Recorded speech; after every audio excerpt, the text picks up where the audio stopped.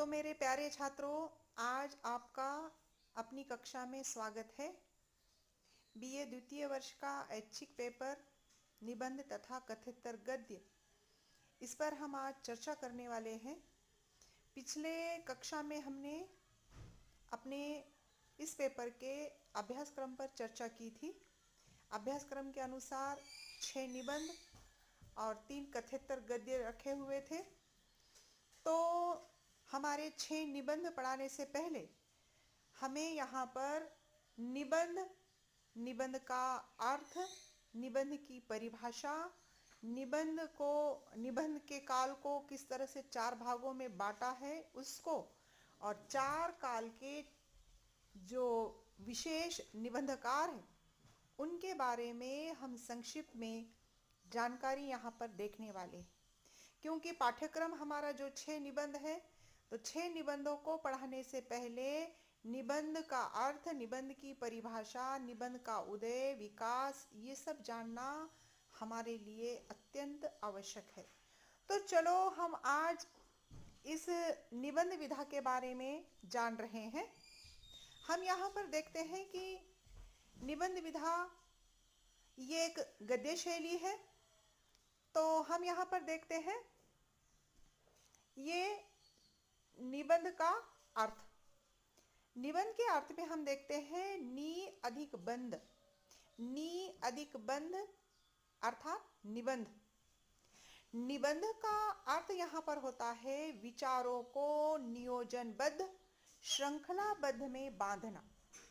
निबंध के विचारों की प्रस्तुति से निबंधकार के व्यक्तित्व को प्रकाश में लाया जा सकता है। निबंधकार के व्यक्तित्व को सामने लाया जाता है। इसलिए हम यहाँ पर देखते हैं कि निबंध का अर्थ क्या है। तो जब लेखक निबंध लिखता है, निबंधकार जब निबंध लिखता है, तो नियोजनबद्ध अपने विचारों को वहाँ गूंथता चला जाता है। उसके बाद हम देखते हैं यहाँ पर निबंध के प्रकार कितने हैं। निबंध के प्रकार 4 माने जाते हैं। वैसे तो और भी है, लेकिन मोटे तौर पर, स्थूल तौर पर निबंध के कितने प्रकार हैं?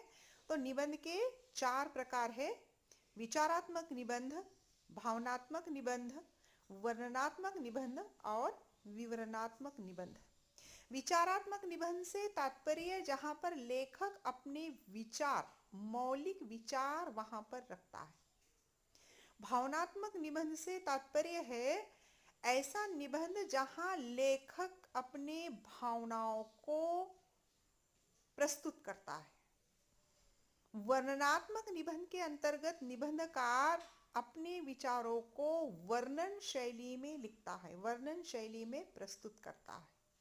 और विवरणात्मक निबंध के अंतर्गत निबंधकार अपने विचारों को विवरणात्मक रूप से, विवरणात्मक ढंग से प्रस्तुत करने की कोशिश करता है। तो इस तरह से हम देखते हैं निबंध के 4 प्रकार। ज़्यादातर लेखक, निबंधकार जो होते हैं विचारात्मक निबंध लिखते हैं, भावनात्मक निबंध लिखते हैं, या फिर वर्णनात्मक निबंध लिखते हैं, या फिर विवरणात्मक निबंध लिखते हैं। इसलिए ये ध्यान में रखना चाहिए कि निबंध के कितने प्रकार है? तो 4 प्रकार है। उसके बाद हम देखते हैं निबंध की परिभाषा। निबंध की परिभाषा क्या है? तो सबसे पहले बाबू गुलाब राय द्वारा दी गई परिभाषा निबंध की। बाबू गुलाब राय जी कहते हैं, या बाबू गुलाब राय के मतानुसार, निबंध उस गद्य रचना को कहते हैं जिसमें एक सीमित आकार के भीतर किसी विषय का वर्णन या प्रतिपादन एक विशेष निजीपन, स्वच्छंदता, सौष्ठव, सजीवता तथा आवश्यक संगति और संबद्धता के साथ किया गया।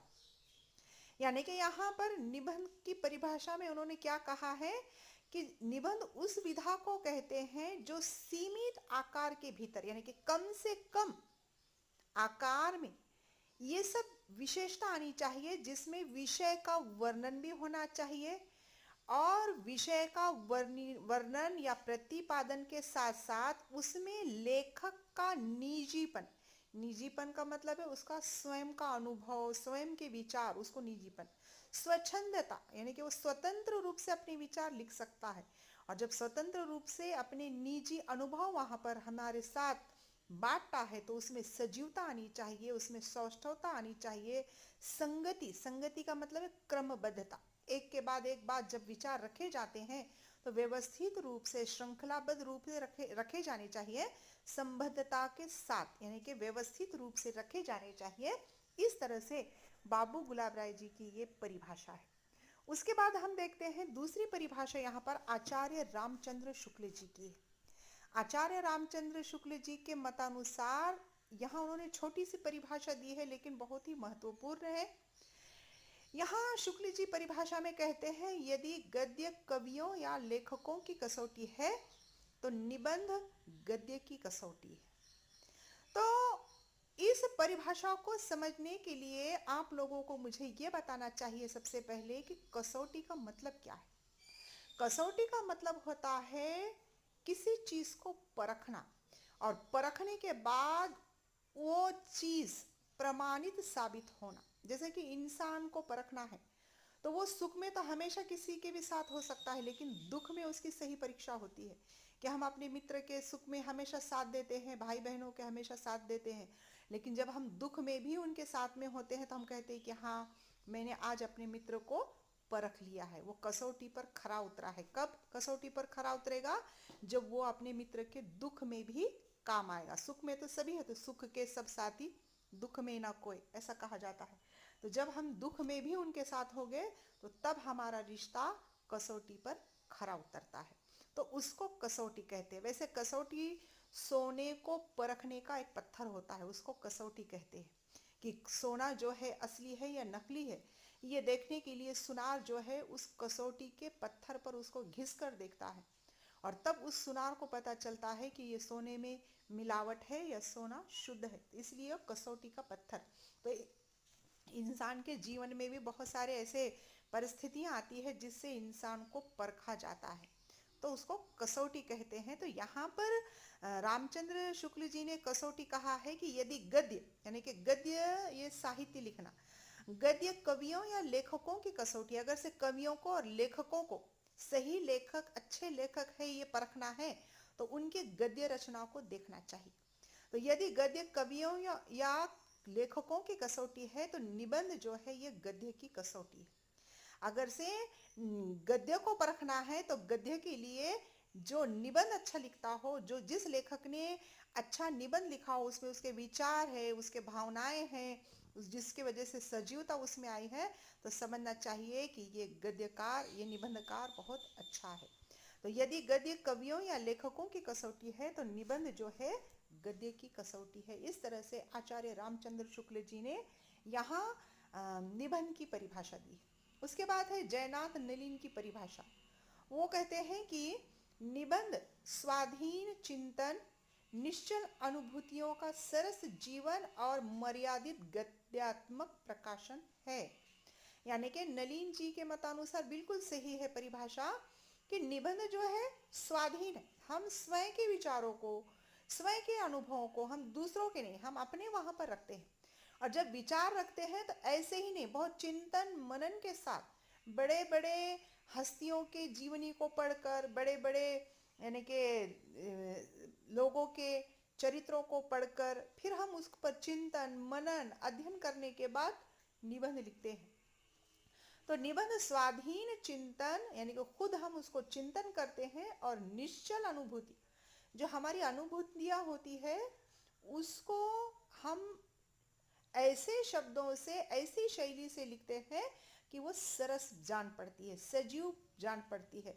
लेकिन ये सब शैलीगत रूप से, शब्दात्मक रूप से जब लिखा जाता है तो उसके लिए कोई मर्यादा होती है, सीमा होती है, तो उस मर्यादा में रहकर जो लिखा जाता है तो उसको गद्यात्मक प्रकाशन निबंध को कहा गया है कि निबंध स्वाधीन चिंतन और निश्चल अनुभूतियों का सरस जीवन और मर्यादित गद्यात्मक प्रकाशन है।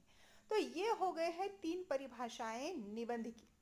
तो अब तक हमने निबंध का अर्थ देखा, निबंध के यानी कि परिभाषाएं देखी, और अब हम यहाँ पर देख रहे हैं निबंध का उद्भव और विकास। निबंध का उद्भव और विकास कि कब से निबंध की शुरुआत हुई, और फिर निबंध की शुरुआत के साथ साथ हम ये देखते हैं कि निबंध कहाँ से आरंभ होते हैं, और फिर निबंध आगे धीरे धीरे कैसे बढ़ा। तो ये हमको यहाँ पर देखना है कि हिंदी निबंध का उद्भव और विकास। तो ये हिंदी निबंध का उद्भव और विकास कैसे हुआ, तो ये हिंदी निबंध जो है हमारे भारतीय विधा नहीं है, ये पाश्चात्य विधा है, पाश्चात्य की देन है। पाश्चात्य विधा को हमने अपनाया है, पाश्चात्य विधा का हमने अनुकरण किया है। तो ये पाश्चात्य विधा धीरे धीरे हमारे भारतीय साहित्यकारों ने इसको गद्य के रूप में अपनाया। तो ये कब आई हमारे भारतवर्ष में, तो 19वीं शताब्दी के 19वीं सदी के उत्तरार्ध में ये हमारे भारतीय लेखकों ने इसे अपनाया है। तो हमारे हिंदी निबंध के रूप में जो पहला या प्रथम निबंध माना जाता है वो राजा शिव प्रसाद सितारे हिंद जी का, राजा शिव प्रसाद सितारे हिंद का राजा भोज का सपना, जो 1839 में ये प्रकाशित हुआ था। राजा भोज का सपना, वैसे शिव शंभू का चिट्ठा भी ये पहला निबंध माना जाता है, लेकिन हम यहाँ जो अध्ययन कर कर हम देखते हैं कि भाई किस तरह से पहला निबंध होना चाहिए, तो सभी विद्वानों के सहमति से ये राजा शिव प्रसाद सितारे हिंद का राजा भोज का सपना ये पहला हिंदी निबंध माना जाता है। लेकिन हिंदी निबंध का उदय कब हुआ, कब से हुआ, तो उदय जो है ये भारतेंदु युग से माना जाता है। भारतेंदु युग से इस विधा का उदय माना जाता है, और तब से लेकर आज तक निबंध विधा का निरंतर विकास ही होता आया है। तो निरंतर विकास होता आया है, उसको जो विकास हुआ है उसको 4 भागों में बांटा गया है, 4 चरणों में या 4 सोपानों में उसको बांटा गया है। तो 4 सोपान, 4 भाग, 4 चरण कौन से हैं जो कि निबंध विधा को उसमें बांटा गया है। तो सबसे पहला हम यहाँ पर देखते हैं, ये है भारतेंदु युग। भारतेंदु युग, इसका समय जो है 1857 से 1900 ईस्वी। उसके बाद हम दूसरा देखते हैं, ये है द्विवेदी युग। द्विवेदी युग का भी समय जो है 1900 से 1920 ईस्वी। उसके बाद हम देखते हैं शुक्ल युग। शुक्ल युग में 1920 से 1940 माना जाता है, और उसके बाद आता है शुक्लोत्तर युग। शुक्लोत्तर युग जो है 1940 से आज तक का युग माना जाता है। तो ये 4 चरणों में ये निबंध गद्य या निबंध विधा को बांटा गया है, भारतेंदु युग, द्विवेदी युग, शुक्ल युग और शुक्लोत्तर युग। तो अब हम इसको विस्तार से देखने वाले हैं। तो पहला जो निबंध का उदय का, उसके जन्म का युग माना गया है, तो वो है, हम यहाँ पर देखते हैं, ये भारतेंदु युग।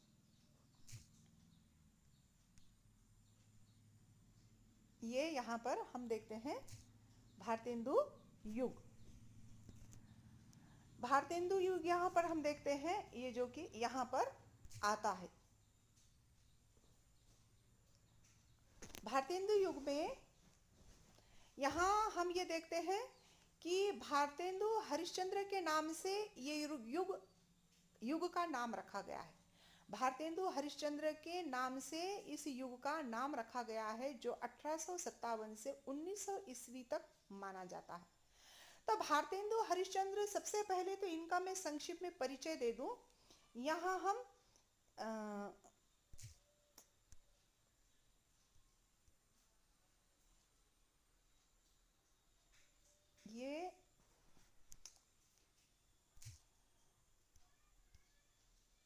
यहाँ हम भारतेंदु युग को 1857 से 1900 ईस्वी में देखते हैं।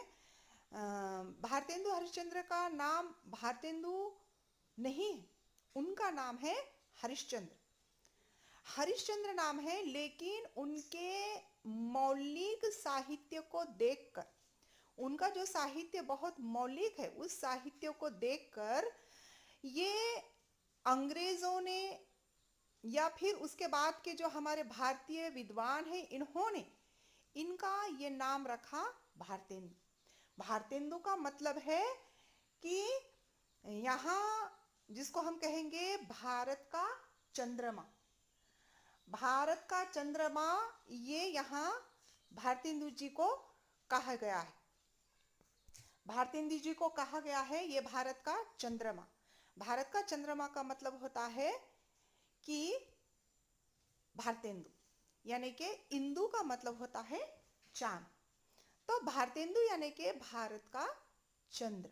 जैसे कि भारत का सूर्य, भारत का चंद्र कहते हैं, तो साहित्य के क्षेत्र में ये चंद्रमा के समान शीतल या फिर शीतलता प्रदान करने वाले साहित्यकार है। उनके साहित्य से हमको एक प्रकार की शीतलता यहाँ पर मिलती है, इसलिए इनको भारतेंदु कहा गया है। ये उपाधि है, ये पद है।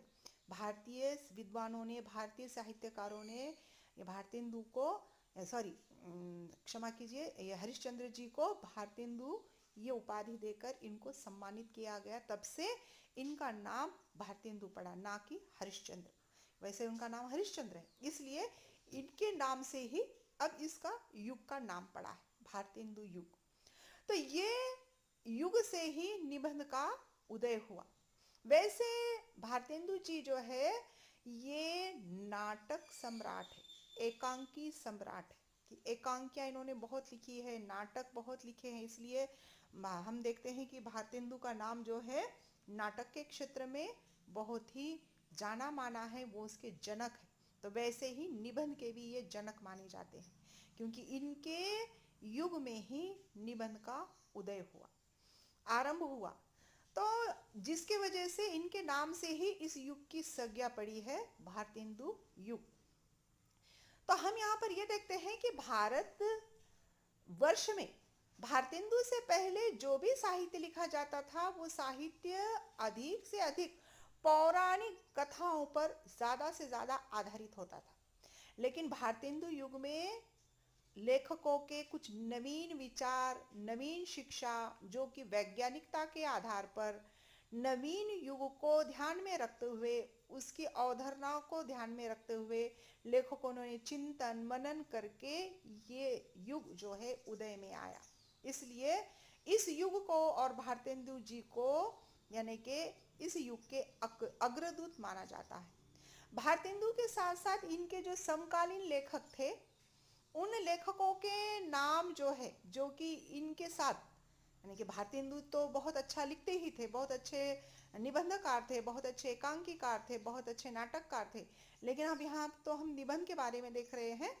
तो इनके समकालीन बहुत ही श्रेष्ठ निबंधकार जो होकर गए हैं, वो है यहाँ पर हम देखते हैं कौन से निबंधकार है। तो यहाँ है भारतेंदु तो है ही, बालकृष्ण भट्ट है, प्रताप नारायण मिश्र है, प्रेम घन है, ये निबंधकार। और ये निबंधकार जो है श्रेष्ठ निबंधकारों के अंतर्गत आते हैं। उसके बाद ये तो बाल मुकुंद क्षमा कीजिए, बालकृष्ण भट्ट, प्रताप नारायण मिश्र, प्रेम घन, भारतेंदु, अंबिका दत्त व्यास, ये सब जो है श्रेष्ठ निबंधकार तो है ही।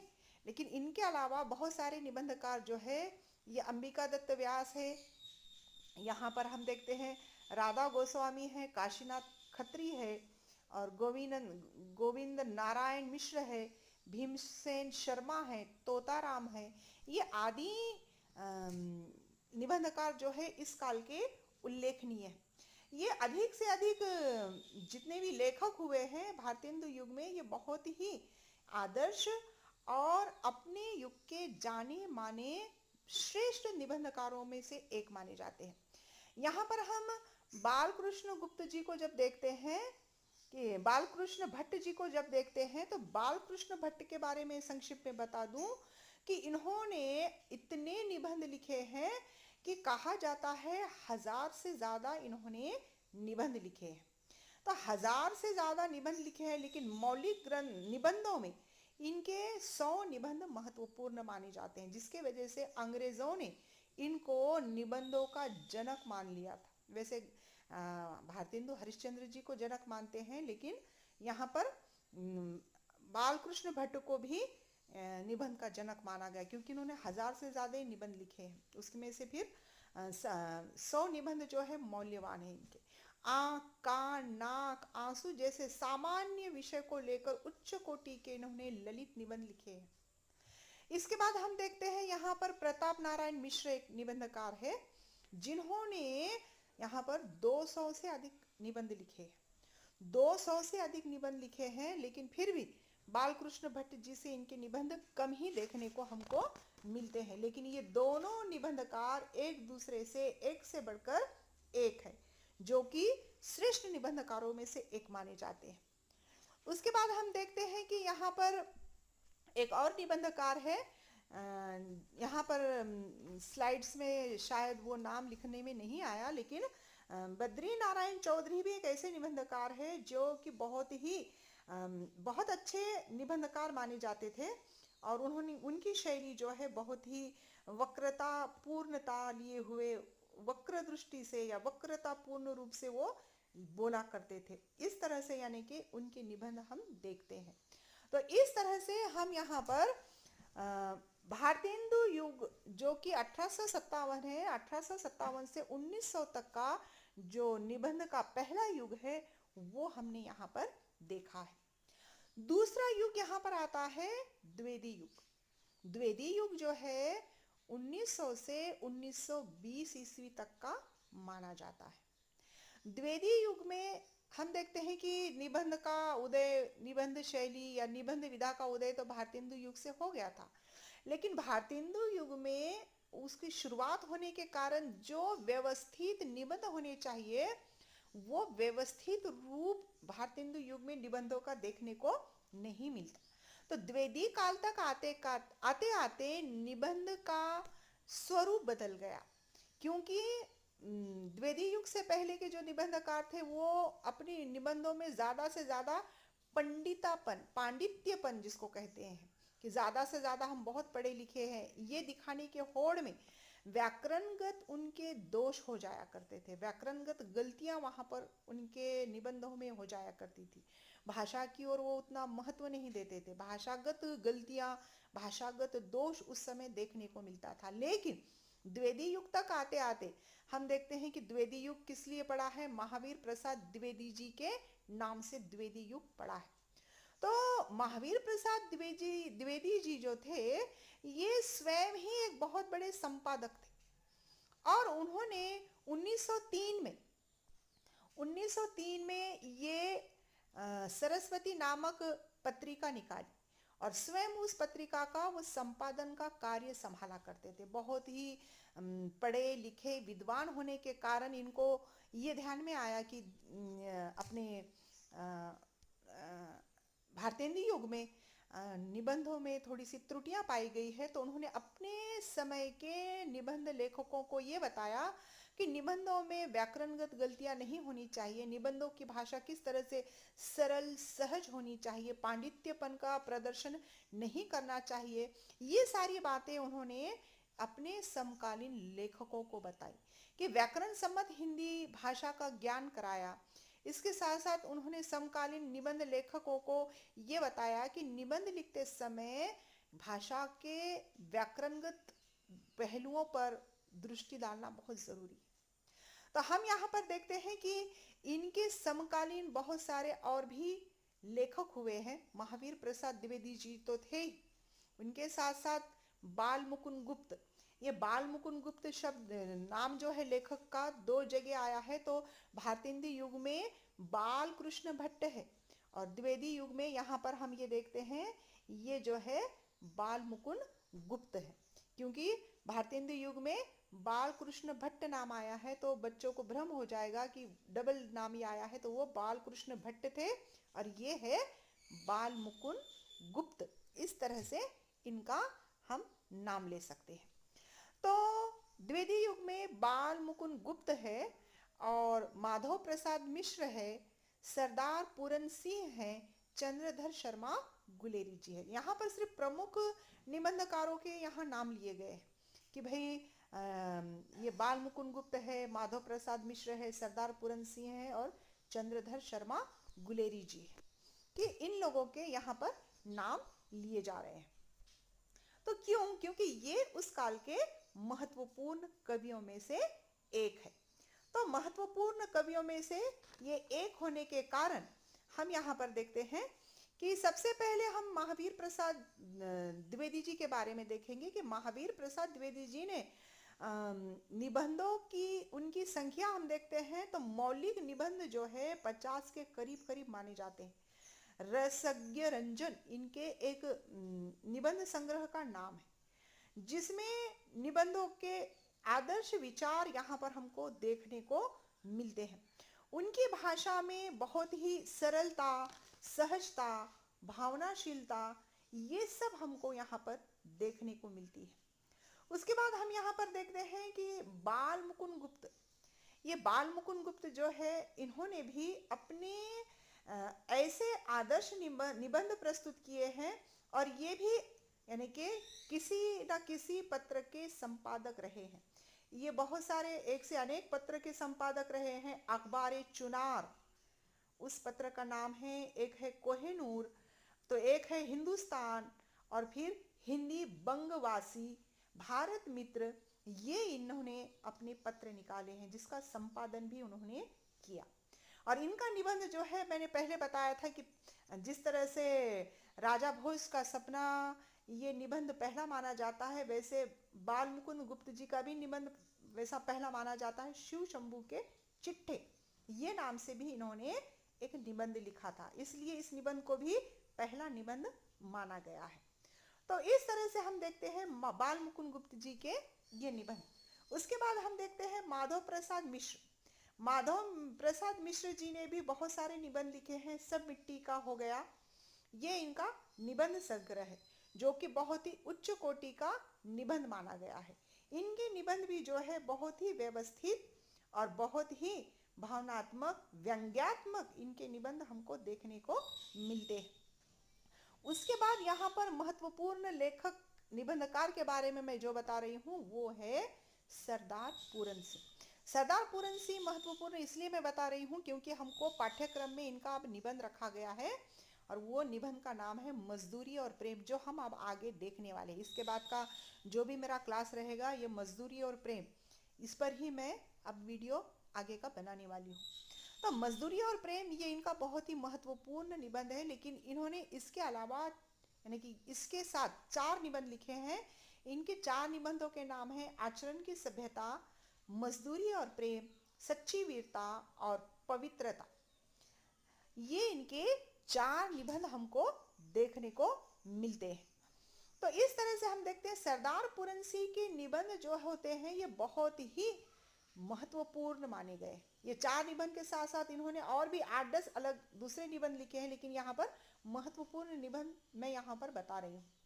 तो इनकी जो निबंध की भाषा है ये बहुत ही भावुकता लिए हुए कि ऐसे भाषा का प्रयोग करते हैं कि मन जो है खिल उठता है, मन जो है प्रसन्न हो जाता है।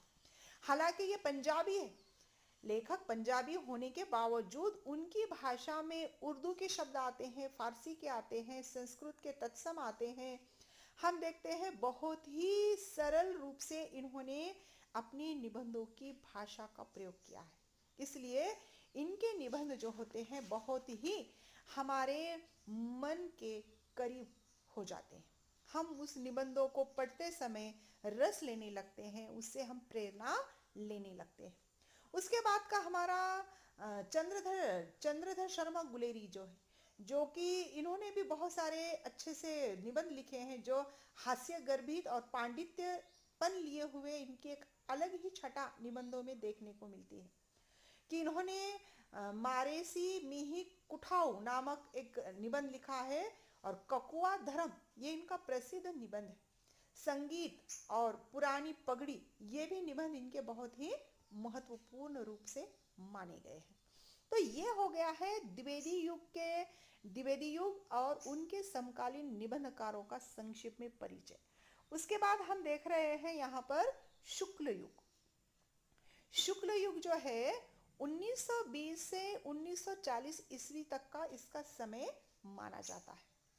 1920 से 1940 तक का समय है, इसलिए जिस तरह से भारतेंदु के नाम से भारतेंदु युग पड़ा, महावीर प्रसाद जी के नाम से द्विवेदी, महावीर प्रसाद द्विवेदी जी के नाम से द्विवेदी युग पड़ा, वैसे ही आचार्य रामचंद्र शुक्ल जी के नाम से शुक्ल युग ये नाम पड़ा है, जो कि बहुत ही उपयुक्त या बहुत ही अतियुक्त माना जाता है। क्योंकि इस युग में जिस तरह से कि द्विवेदी युग में सिर्फ निबंध का उदय हुआ, लेकिन द्विवेदी काल तक आते आते निबंध इस विधा में बहुत सारा विकास हुआ, उसको एक स्वरूप दिया गया। लेकिन शुक्ल जी के युग तक आते आते निबंध की जैसे काया ही पलट गई। उसके अंतर्गत मौलिक विचार, विवेचन में गंभीरता, विश्लेषण में सूक्ष्मता, शैलीगत प्रौढ़ता, सभी ये निबंधों में हमको देखने को मिलती है। क्योंकि शुक्ल जी ने अपने ऐसे निबंध लिखे हैं, इन्होंने चिंतामणि नाम का इनका संग्रह है, निबंध संग्रह, चिंतामणि भाग 1, चिंतामणि भाग 2। चिंतामणि भाग 1 में 17 निबंध है और चिंतामणि भाग 2 में इनके 3 निबंध संकलित है। तो चिंतामणि ये निबंध संग्रह जो है, ये सब जो है मनुष्य की भावनाओं पर, संवेदनाओं पर आधारित, कि मनुष्य के अंतर्गत बहुत सारे ऐसी भावनाएं छिपी हुई होती है जो लुप्त रूप से लुप्त होती है, समय आने पर वो सामने आती है। जैसे कि लज्जा, ग्लानि, हम देखते हैं बहुत सारे ऐसे मनोभाव जो होते हैं। तो ये मनोभाव पर आधारित, उन्होंने मनोवैज्ञानिक रूप से आधारित उन्होंने अपने निबंधों को प्रस्तुत किया है। तो इनके निबंधों की शैली, इनके निबंध आदर्शता लिए हुए, साथ ही साथ उसमें चिंतन की मौलिकता है। हम देखते हैं कि विश्लेषण जो भी करते हैं बहुत ही सूक्ष्मता है, शैलीगत नवीनता है, प्रौढ़ता है। साथ ही साथ निबंधों में व्यक्तिकता है, भावनात्मकता है, व्यंग्यात्मकता है। ये सारी बात जो कि भारतेंदु काल में नहीं थी, द्विवेदी युग में नहीं थी, वो बात यहाँ पर भारतेंदु युग में लेखक जो है मन माने अनुसार लिखा करते थे। द्विवेदी युग में लेखक तथ्य के रूप पर तर्क के अनुसार लिखा करते थे। लेकिन आचार्य रामचंद्र शुक्ल का व्यक्तित्व ऐसा था कि वो अपने निबंधों के माध्यम से अपने व्यक्तित्व को प्रकाशमान करते थे, अपने व्यक्तित्व को सामने लाने की कोशिश करते थे। ना ही उसमें पांडित्यपन छलकता था, ना ही यहाँ पर भद्दापन छलकता था। यहाँ पर नपे तुले शब्दों में व्यवस्थित ढंग से अपने विचारों को प्रस्तुत किया जाता था। तो इस तरह से हम देखते हैं कि यहाँ पर शुक्ल जी जो है, इन्होंने अपने निबंधों को बहुत ही व्यवस्थित रूप दिया। और इनके समकालीन निबंधकारों में शुक्ल जी तो थे ही, लेकिन उनके साथ साथ पद्मलाल, पन्नालाल बख्शी, उसके बाद हम देखते हैं बाबू गुलाब राय, सियाराम शरण गुप्त है, माखनलाल चतुर्वेदी पांडे है, माखनलाल चतुर्वेदी है, पांडे बेचन शर्मा है, रघुवीर सहाय है, प्रेमचंद है, जयशंकर प्रसाद है, शांति प्रिय द्विवेदी है, राय कृष्ण दास है, वियोगी हरि है। ये बहुत सारे यानी कि निबंधकार अपने शुक्ल जी के युग में हमको देखने को मिलते हैं। तो शुक्ल जी के युग में हम देखते हैं कि इतने निबंधकार जो है ये कैसे है। तो हम यहाँ पर ये देखते हैं कि माखनलाल चतुर्वेदी, ये बाबू गुलाब राय, इन्होंने अपने अपने युग में अपने अपने विद्वत्ता के अनुसार ऐसे अनेक निबंध लिखे हैं, जिसके कारण ये निबंधकार शुक्ल युग में एक ऊंचे स्थान पर पहुंच गए। तो ऊंचे स्थान पर पहुंच गए हैं, और ऊंचे स्थान पर पहुंचकर जब जब भी हिंदी साहित्य में निबंध का नाम आता है, निबंध विधा का नाम आता है, इन लेखकों को याद किया जाता है। ये बहुत अच्छे, बहुत ही आदर्शता लिए हुए ये निबंधकार है। उसके बाद हम देखते हैं शुक्लोत्तर युग। शुक्लोत्तर युग जो है 1940 से आज तक का युग माना जाता है। 1940 से अभी वर्तमान काल तक का समय माना जाता है। तो शुक्लोत्तर युग जो है उसको इसलिए वर्तमान युग भी कहते हैं। वर्तमान युग भी इसलिए कहते हैं क्योंकि अभी वर्तमान काल तक ये चल रहा है। तो जहां आचार्य रामचंद्र शुक्ल जी की गद्य शैली का व्यापक रूप आज भी निबंधकारों में उसका प्रभाव देखने को मिलता है। जहाँ पर विचारात्मक निबंध आज के युग में ज़्यादा से ज़्यादा और भावनात्मक निबंध का अभाव मिलता है और विचारात्मक निबंध ज़्यादा देखने को मिलते हैं। लेकिन इस युग में शुक्लोत्तर युग का मतलब होता है आचार्य रामचंद्र शुक्ल जी के बाद का युग, जिसमें बहुत ही महान महान या फिर अच्छे निबंधकार होकर गए हैं। हजारी प्रसाद द्विवेदी, हम यहाँ पर देखते हैं हजारी प्रसाद द्विवेदी, नंद दुलारे वाजपेयी, नगेंद्र है, डॉक्टर महादेवी वर्मा है, रामविलास शर्मा है, जनेन्द्र कुमार है, रामधारी सिंह दिनकर है, गजानन माधव मुक्तिबोध है, अज्ञेय है, विद्यानिवास मिश्र है, हरिशंकर परसाई है, कुबेरनाथ है, धर्मवीर भारती। ये इतने सारे निबंधकार जो है ये शुक्लोत्तर युग या फिर हम वर्तमान युग के रूप में हम देखते हैं। तो संक्षिप्त में यहाँ पर ये इतने सारे निबंधकार हैं, इनके बारे में थोड़ा सा। हजारी प्रसाद द्विवेदी, ये हजारी प्रसाद द्विवेदी इन्होंने बहुत ही इनकी भाषा जो हम देखते हैं ज़्यादा से ज़्यादा संस्कृत पर आधारित थी, संस्कृत मार्जित थी, संस्कृत निष्ठ थी, जो थोड़ी सी क्लिष्ट भाषा थी।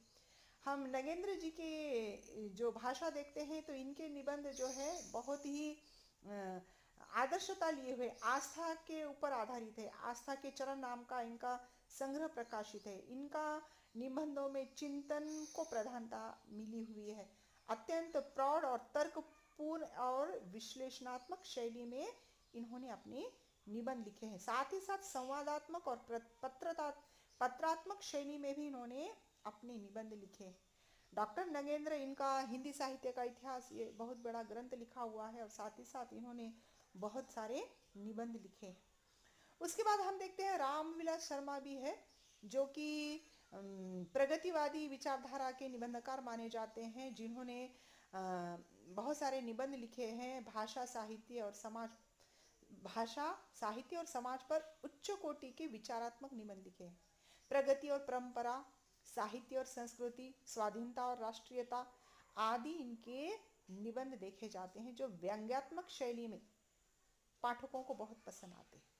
उसके बाद हम देखते हैं रामधारी सिंह दिनकर जो है, ये तो एक कवि के रूप में इनकी पहचान है। हम देखते हैं कि ये वीर रस के कवि माने जाते हैं रामधारी सिंह दिनकर, लेकिन वीर रस के कवि के साथ साथ ये बहुत अच्छे निबंध लेखक भी है। उनके निबंध उनके व्यक्तित्व को प्रकाशित करता है। माटी की ओर, अर्धनारेश्वर, रेती के फूल, ये इनके निबंध संग्रह है, जो कि छोटी छोटी समस्याओं को लेकर वो गहराई से निबंध में विचार करते नजर आते हैं। इनकी भाषा भी ओजपूर्ण है, जो कि इसमें फारसी, अरबी, अंग्रेजी, हिंदी के साथ साथ ये भाषाओं के भी शब्द हमको देखने को मिलते हैं। उसके बाद है हरिशंकर परसाई। हरिशंकर परसाई एक ऐसे निबंधकार है जो व्यंग्यकार के रूप में माने जाते हैं। युग चेतना में इस युग के व्यंग्य लेखक माने जाते हैं, जिनके बहुत सारे ऐसे निबंध आए हैं जिसमें समाज के बुराइयों को, समाज के जो भी दोष है उसको सामने लाया गया, उस पर व्यंग कसा गया। जैसे कि बेईमानी की परतें हैं, उनके निबंध का नाम, सदाचार का तावीज है, तट की खोज है, तब की बात है, और अनंत में आदि जो है परसाई जी के निबंध है। और उन्होंने जो वर्तमान जीवन की विकृतियां हैं, विडंबनाएं हैं, जो बुराइयां हैं, दोष है, उनको सामने लाने की कोशिश की है। तो उनकी भाषा भी जो है थोड़ी सी भाषा में तीखापन है, क्योंकि व्यंग्य करना है, व्यंग्यात्मक है, तो चुपती हुई भाषा है और तैनी भाषा है, जिसमें दिखावटीपन नहीं है। जहाँ पर पाखंड को और दिखावटपन को, जो समाज में पाखंडपन खेला जाता है, पाखंडी रूप धरा जाता है, दिखावटीपन रचा जाता है, ऐसी विकृतियों की उन्होंने जैसे धज्जियां उड़ाई है, ऐसे इनके निबंध हमको देखने को मिलते हैं। उसके बाद आते हैं विद्यानिवास मिश्र जो है, ये भी एक बहुत अच्छे ललित निबंधकार, जो उच्च कोटि का निबंध उनका है, मेरे राम का मुकुट भीग रहा है। मेरे राम का मुकुट भीग रहा है, ये इनका बहुत ही श्रेष्ठ निबंध माना जाता है। ये इनकी पहचान ललित निबंधकारों में है, ललित निबंध के नाम से इनको जाना जाता है। तो इन्होंने हमारे देश की ललित निबंधों के अंतर्गत हमारे देश की लोक संस्कृति, लोकगीत, लोक काव्य और हमारे भारतवर्ष के विचार जो होते हैं, संस्कृति, सभ्यता, रीति रिवाजों से जुड़े हुए, ये सारे छोटी छोटी बातों को सूक्ष्मता के साथ और यानी कि विवरणात्मकता के साथ इसको प्रस्तुत करने की कोशिश की है। तो ऐसा कुल मिलाकर हमारे ये निबंध विधा, हिंदी निबंध विधा का हम यहाँ पर विस्तार से हमने इस कक्षा में परिचय देखा है कि ये है निबंध का अर्थ और निबंध के 4 प्रकार, विचारात्मक, भावनात्मक, वर्णनात्मक, विवरणात्मक। उसके बाद हम देखते हैं कि परिभाषा, बाबू गुलाब राय की परिभाषा, रामचंद्र शुक्ल जी की परिभाषा, जयनाथ नलिन की परिभाषा। उसके बाद हम देखते हैं हिंदी निबंध का उद्भव विकास, जो कि ये पाश्चात्य विधा है, पाश्चात्य की देन है और ये 19वीं शताब्दी के समाप्ति के समय उत्तरार्ध में ये हमारे भारतवर्ष में आई, इसका अनुकरण किया गया। और हम देखते हैं कि निबंध विधा को 4 भागों में बांटा गया। भारतेंदु युग जो कि 1857 से 1900 है, और भारतेंदु युग के अंतर्गत भारतेंदु जी और उनके समकालीन निबंधकार। उसके बाद है द्विवेदी, महावीर प्रसाद द्विवेदी जी और उनके समकालीन निबंधकार। उसके बाद हम देखते हैं आचार्य रामचंद्र शुक्ल जी के नाम पर जो समय है 1920 से 1940, तो शुक्ल जी ये निबंधकार और उनके समय के निबंधकार। उसके बाद का चौथा ये चरण है, सोपान है, शुक्लोत्तर युग, जो कि 1940 से आज तक का समय माना जाता है। तो आज तक का समय होने के कारण अधिक निबंधकार है यहाँ पर।